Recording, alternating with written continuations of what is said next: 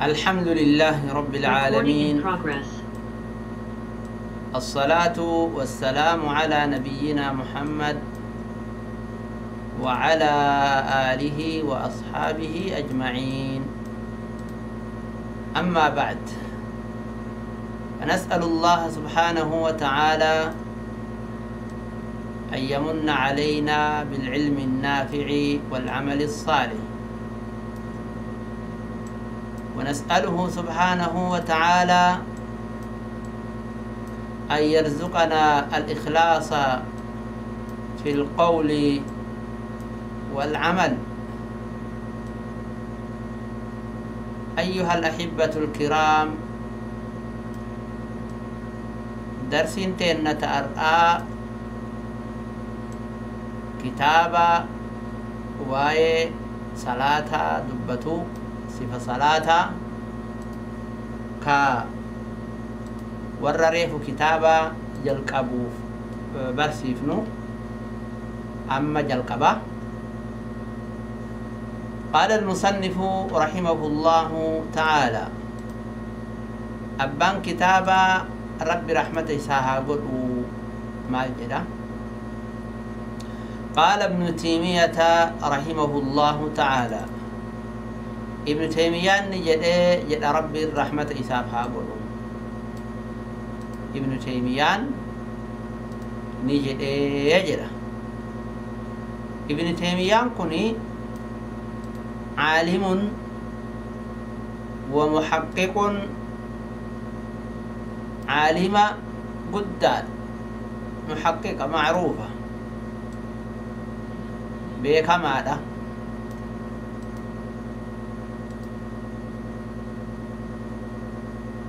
ما الجد يجب درقمتها تحريك لسانه الرب إساس وجوسون بالذكر الواجب، ذكري درقمته في الصلاة سجدك الستي، ذكري وانسني من القراءة، قراءة قرآن وغيرها تنبير اللي مع القدرة يودن دهيجر يودن دهن جلوفنا مع أفان قبما فأتجراف بكمين. والأصل أصل شرعاه دين في الظهر والعصر، صلاة الظهر في عصر كيستي، أن تكون القراءة تهودا قرؤون فيهما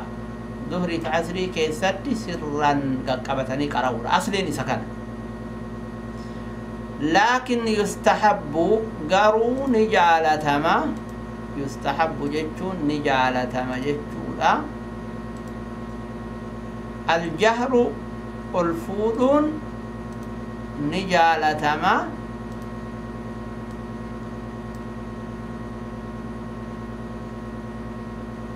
بالقراءة، قراءة قرآن في السرية أحيانا،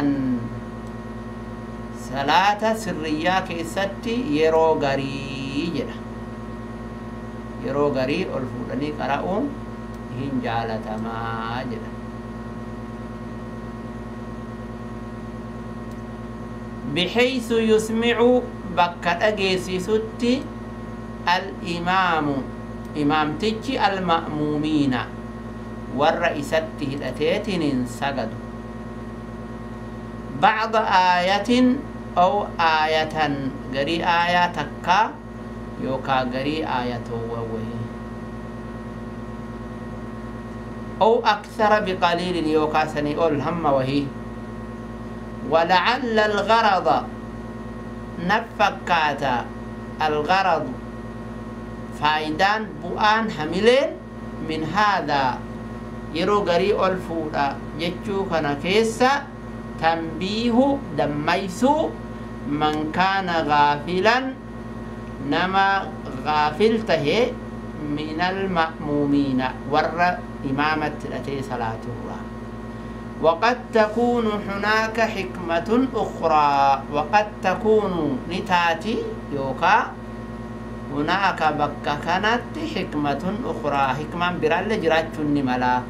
غرو فايدان قداني